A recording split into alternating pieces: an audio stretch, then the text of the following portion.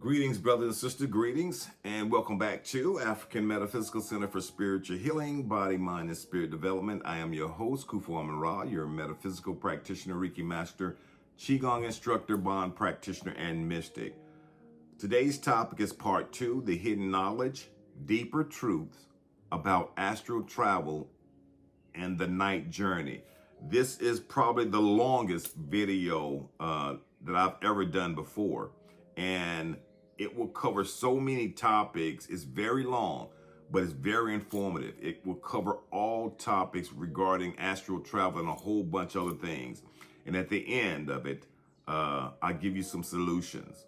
Let's jump in it and get started, okay? There's so much more they don't want to teach you.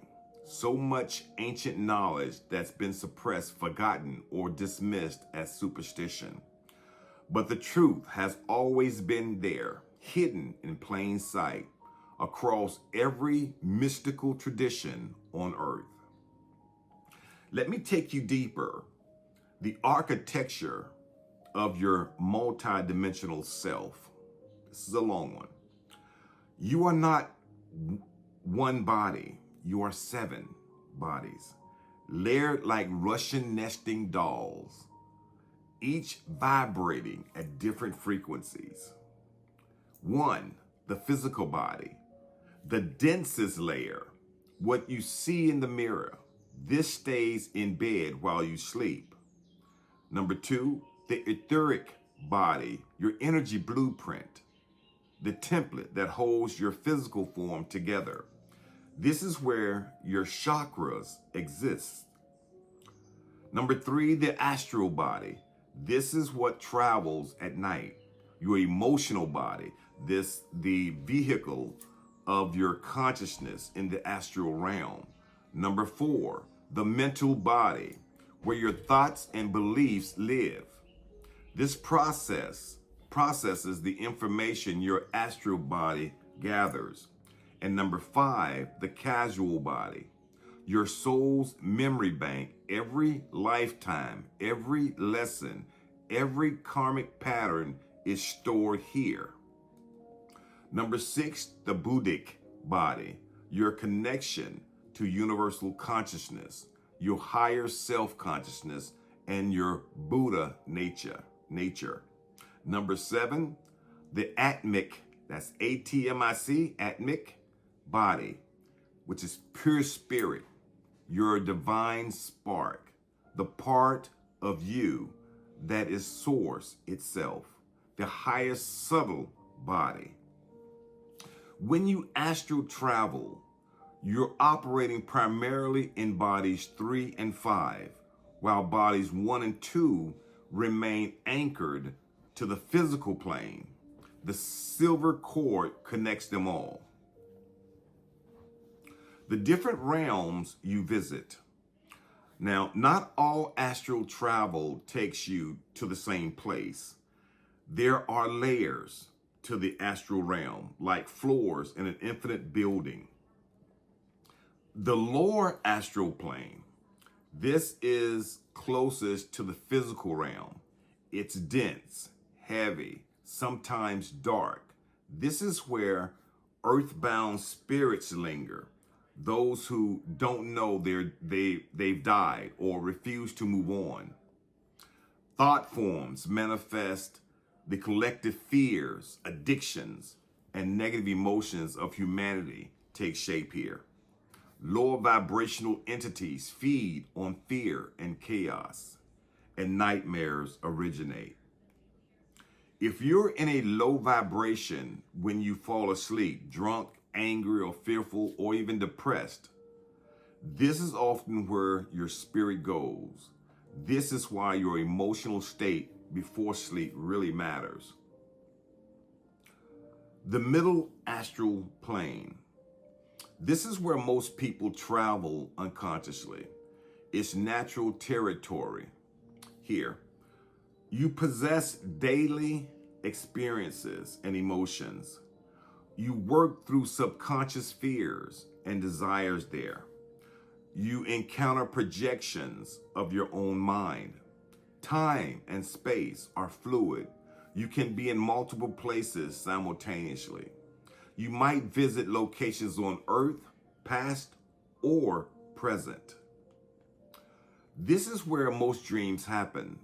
That weird dream where you were at your childhood home, but it was also your current job, and your dead grandmother was there, but she was young. That's the middle astral, where logic doesn't apply and everything is symbolic. The higher astral plane, this is where the real magic happens. This realm vibrates at a much higher frequency. Here, you meet your spirit guides and ancestors. You access the Akashic records. You attend soul councils and receive guidance. You visit the halls of learning, the night schools. You encounter ascended masters and enlightened beings. You experience pure love, bliss, and divine truth. To reach this level, you need a higher vibration. This is why spiritual practices, meditation, prayer, daily affirmations, compassion, forgiveness don't just affect your waking life. They determine where you go at night. The mental plane. Beyond the astral is the mental plane, pure thought, pure consciousness. Here, reality is created instantly by intentions. You exist as pure awareness without form. You can access universal knowledge. Linear time doesn't exist. You understand the interconnection of all things. Very few people reach this consciously during sleep, but advanced meditators, mystics, and those having near-death experiences often describe this realm. Why you don't remember? Here's the frustrating part. You travel every single night, but most people don't remember any of it. Why? The veil of forgetting. When your spirit re-enters your physical body, it has to pass through what mystics call the veil. This is a protective mechanism.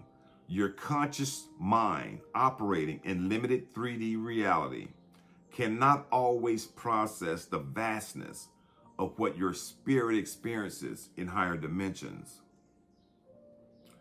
If you remembered everything, every realm visited, every being encountered, every cosmic truth revealed, your ego mind would short circuit. You'd struggle to function in daily life.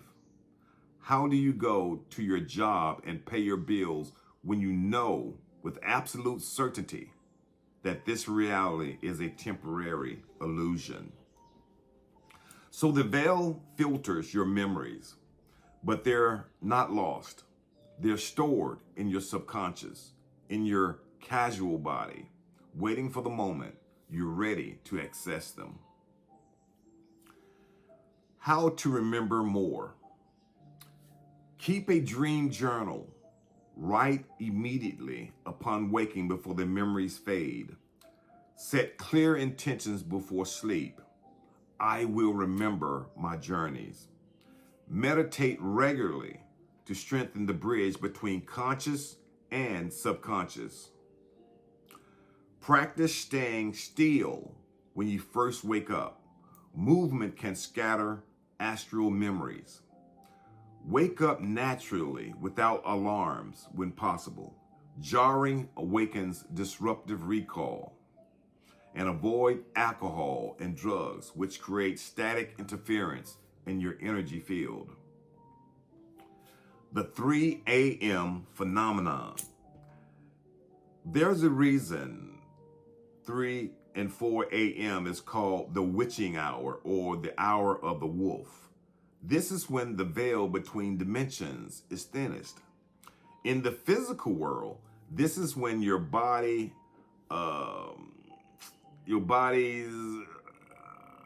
rhythm dips into its lowest point. But spiritually, This is peak astral activity. If you consistently wake up at 3 a.m., your spirit might be returning from intense astral work, or you might be receiving downloads of information. Spiritual beings might be trying to communicate with you. You might be experiencing a spiritual awakening that's activating your consciousness.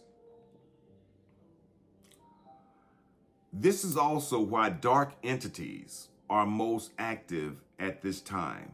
They know the veil is thin and they can more easily influence the physical realm. Ancient monks and mystics would wake at this hour intentionally to pray and meditate because they knew this is when you're closest to the other side. Sleep paralysis, the in-between state. You wake up, you can't move, you can't speak, you feel a presence in the room. Sometimes you see shadows, sometimes you feel pressure on your chest, and it's terrifying. But here's what's really happening. Your astral body hasn't fully reintegrated with your physical body yet. You're conscious, but your body is still in sleep paralysis mode, a natural mechanism that prevents you from acting out your dreams. You're caught between dimensions, still partially in the astral realm while your consciousness is returning to the physical. This is why you sometimes see entities. You're still perceiving the astral plane while in your physical body. How to handle it? Just don't panic. Fear lowers your vibration and attracts lower entities. Focus on wiggling your toes or fingers. Small movements help you fully return. Call on your guides or say a prayer for protection. Breathe deeply and calmly. Know that you are safe. Your spirit is just finishing its return journey. Some advanced practitioners actually induce sleep paralysis intentionally because it's a doorway to conscious astral projection. Don't try if you're not advanced. Astral attacks and psychic protection. Here's what they don't tell you. Not everything in the astral realm is benevolent. Just like the physical world has predators, the astral realm has entities that feed on energy, specifically fear, anger, sexual energies, and life force. Signs you might be experiencing astral interference. Waking up drained despite sleeping. Reoccurring nightmares with similar dark entities. Feeling like something is watching you at night. Unexplained bruises or stretches. Sleep paralysis with malevolent presences. Sudden mood changes or intrusive thoughts upon awakening. Now, how to protect yourself. Before sleep, visualize white or golden light surrounding your body like a protective shield. Pray or set intentions. I am protected. Only beings of the highest light may approach me. Cleanse your space. Sage, Paleo Santos, salt, sound bowls. These clear negative energies from you. Raise your vibration. Gratitude, love, compassion creates a frequency that lower entities can't penetrate. Call on protection, your ancestors, your spirit guides, angels. Ask them to guard you while you sleep. Crystals, use black tourmaline or selenite near your bed, creates energetic barriers. The soul contract and night council. Before you incarnated into this life, you made agreements, your soul contracts. You chose your lessons, you challenged your challenges, your purpose. You chose your family, your major life events, even your death. But you didn't come alone. You came with a soul group, beings you've incarnated with across multiple lifetimes, playing different roles. Sometimes your enemy in one life is your soulmate in another. Sometimes your parents in this life was your child in the last. Every night you meet with your soul council, your guides, your higher self, key members of your soul family. You review your progress. Are you on path or have you veered off course? Something could be in there. Are you learning your lessons or repeating patterns? Do you need intervention, signs, synchronicities to guide you? Are there contracts that need to be renegotiated? This is why sometimes you wake up with sudden clarity about a relationship or situation. Why you suddenly know what decision to make. You've been counseled in your sleep. The Mandela effect and timeline shifting. Here's where it gets really wild. Some ancient teachings suggest that during astral travel, your consciousness can shift between parallel timelines. You go to sleep in one version of reality and wake up in a slightly different one. Most changes are so subtle you don't notice, but sometimes you do. You remember an event differently than everyone else. A place you've never been feels deeply familiar. You have skills or knowledge you don't remember learning. The Mandela effect, collective memories of things that never happened. Some mystics believe this is your higher self navigating you towards your optimal timeline, making micro adjustments while you sleep based on your choices and vibrations. Past life dreams versus astral memories. Sometimes you dream you're in a different time period. You're wearing different clothes. You speak a different language. You have a different name, but it feels more real than a regular dream. This might not be imagination. Your astral body can access your casual body, where all your past lives' memories are stored. You're not dreaming, you're remembering. Or you might actually be astral traveling to a past timeline, revisiting a previous incarnation to heal unresolved trauma, understand current life patterns, retrieve lost soul fragments, or complete unfinished business. This is why past life regression works. Those memories aren't gone. They're stored in your multidimensional self, accessible through altered states of consciousness, including sleep. Shared dreams and astral meetings. Ever had someone tell you, I dreamed about you last night, and you reply, that's weird. I dreamt about you as well. That's not a coincidence. You actually met in the astral realm. Souls who are connected, lovers, twin flames, soul families, close friends, can and do meet in the astral plane.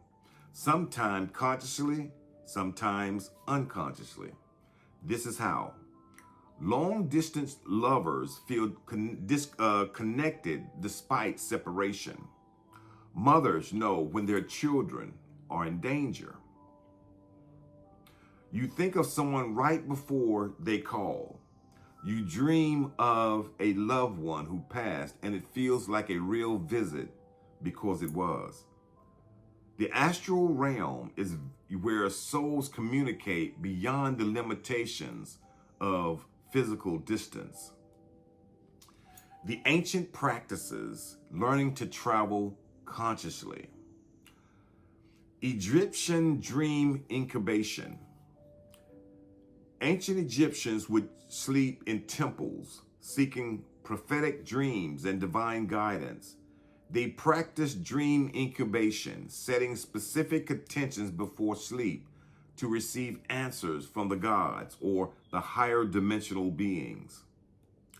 Tibetan dream yoga. Tibetan Buddhists have practiced conscious dreaming for millennia. They train to recognize when they're dreaming, which is lucid dreaming, maintain awareness during the transition from waking to sleeping, navigate the bardos, transitional states between death and rebirth, and meet with deities and receive teachings. They see sleep as practice for death because death is the ultimate astral journey. Shamanic journeys. Indigenous shamans use drumming, chanting, plant medicines, and trance states to astral travel while awake. They journey to the lower world to retrieve lost souls, parts, meet power animals. The middle world to travel across physical distances, gather information, and the upper world to meet spirit guides, ancestors, receive cosmic wisdom.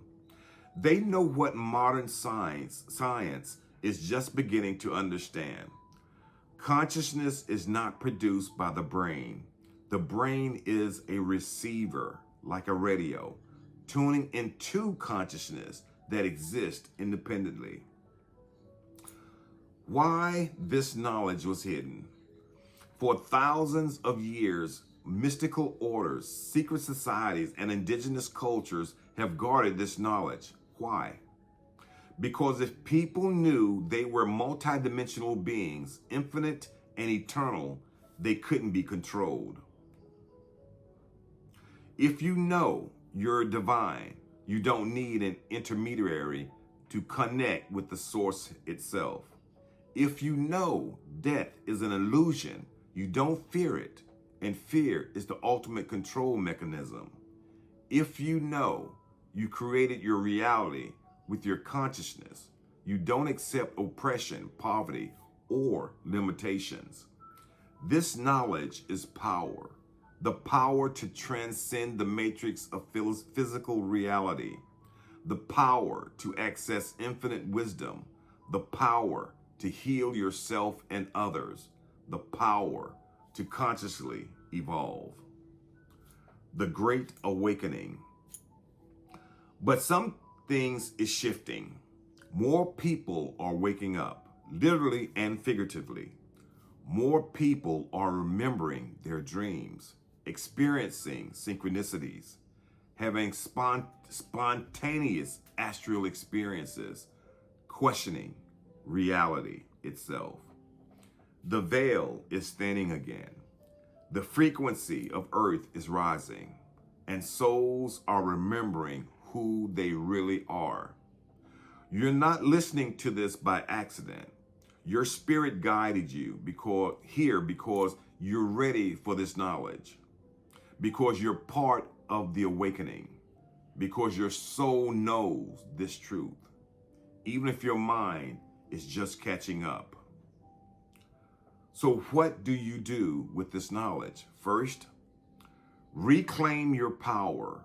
You are not a victim of circumstance. You are a creator, a traveler, a multidimensional being of infinite potential.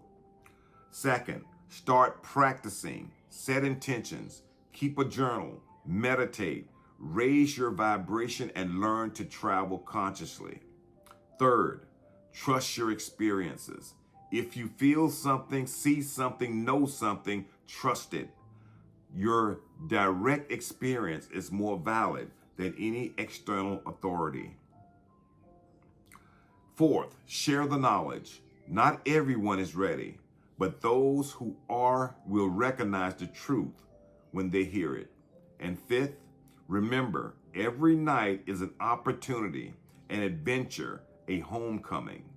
You are not just a human, occasional spiritual experience. You are a spirit having a temporary human experience. And every night you prove it. Welcome home, traveler. You're always known the way. The journey continues, the mysteries deepen, and your spirit is just beginning to remember what it always known. Ashe, ashe, ashe.